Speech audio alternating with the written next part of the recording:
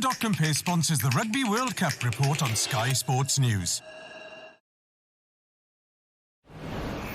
Good evening from Le Touquet on the northern French coast, where England have been enjoying a day off. We're just round the corner from their training base, a well-earned rest after that win over Argentina. Tomorrow they will pick up tools, regroup and go again as they prepare for Japan in Nice on Sunday. After tomorrow's training session, though, flanker Tom Curry is going to get suited and booted. He's going to head south 2 hours to Paris to attend his disciplinary hearing, where England will hope his red card is rescinded. They'll need to argue that there was mitigating circumstances in the clash of heads that saw him yellow carded and then red carded in that win over Argentina. It seemed harsh at the time, and you'd think there's a good chance it could get rescinded and Curry could be available for Japan on Sunday. Remember, England already without Owen Farrell, who has got one game left on his suspension, but Billy Vunipola, the number 8, will be returning for the Japan match. It's been an interesting start to the World Cup. England getting through that game against Argentina, and Wales in their must-win game against Fiji doing the same last night in which I think is the game of the tournament so far.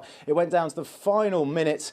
It went wide to Semi Radradra, the Fijian centre, who knocked it on metres from Wales's line, a chance for Fiji to win it. It was a valiant defensive display by Wales, though. They made over 240 tackles to hold out the flying Fijians. It was a phenomenal effort. They've been working on their fitness really hard. They've had a training camp in Turkey, which looked really gruelling, and I think that fitness paid off last night.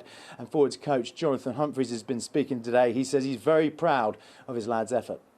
Game was massive for us. I don't think many people have probably given us a shot at that game, but you know, we had a belief. We'd worked extremely hard, and we sort of knew to an extent, you know, what Fiji are going to bring, but it's still so hard to stop them. You know, their footwork so late and so good.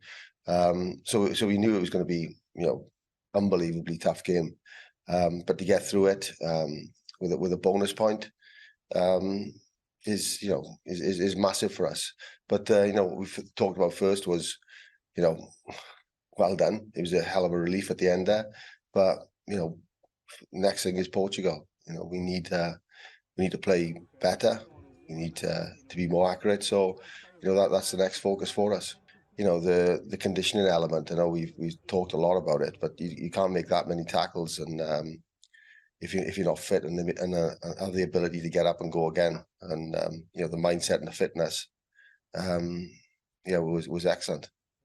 We've got a very strong group here in terms of a squad to select for this game, but you know, we have to perform against Portugal. It's not an easy game. It's their first game in this tournament, and you watch them. They're a tough side to play against. They're very, very skillful.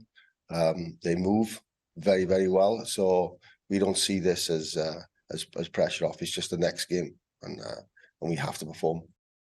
It's a contrasting situation for Scotland, whose defeat to the Springboks means they now face an uphill struggle to get out of what is being called the Pool of Death, Pool B.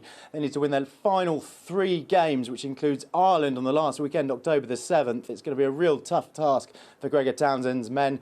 Townsend not happy, though, that South African centre Jesse Kriel wasn't even sin-binned for a clash of heads, very similar to Tom Curry's, actually, in that game. It could have changed the game, it could have changed the result, we don't know. But Scotland had chances and they didn't take them. Their set piece really let them down. Ireland, on the other hand, had a very, very comfortable win. They put 80 points on Romania. A nice run out for Johnny Sexton, their captain and fly half, who returned from nearly 6 months out due to injury and suspension. The plan for Sexton and Ireland is to get him as many minutes as they can. And it's been a real good start for those 3 nations, but it's tough on Scotland, isn't it? Away from the home nations, New Zealand welcome back Sam Cane to training today. That's a big boost. The All Blacks captain missed the defeat to France on Friday night with a back injury, but he was back with the All Blacks today, expected to be fit soon. That's a big boost. They've got some injury problems, have the All Blacks. Geordie Barrett, Shannon Frizzell and Tyrell Lomax still a doubt. But good news, lock Brodie Retallick is returning to full fitness. Sam Cane, they need him. Yeah, we've got to get him right, and now's the chance to do that. So we won't be taking any risks with Skip because he's important to us. Shannon's progressing really well. We hope to get a good full training week out of him next week. Geordie's ticking away, and Tyrell got through some good running today and a little bit of scrum load too, which is good. And those boys have been working hard, and we're going to need them all. It's hot here at the moment, and we probably didn't adapt to those conditions as well as we could have last weekend, and we've seen teams in the last few days struggle to do that as well. I think teams without the ball are going a long way to winning some of these test matches at the moment, kicking a lot, forcing a lot of mistakes. It's so hard to hold the ball, so as the tournament goes on, you just have to adapt against different oppositions and these conditions. So England will continue their preparations. It's Japan next on Sunday in Nice. Japan, remember, a team with form for causing World Cup upsets. In the last two tournaments, they've beaten South Africa, Ireland and Scotland. Although the last 4 years haven't been kind on Japan. COVID hasn't helped. That win over Scotland in Japan at the last World Cup was the last time they beat a Tier 1 nation. We'll catch up with Steve Borthwick and the side tomorrow, and we'll bring you all the latest on Sky Sports News.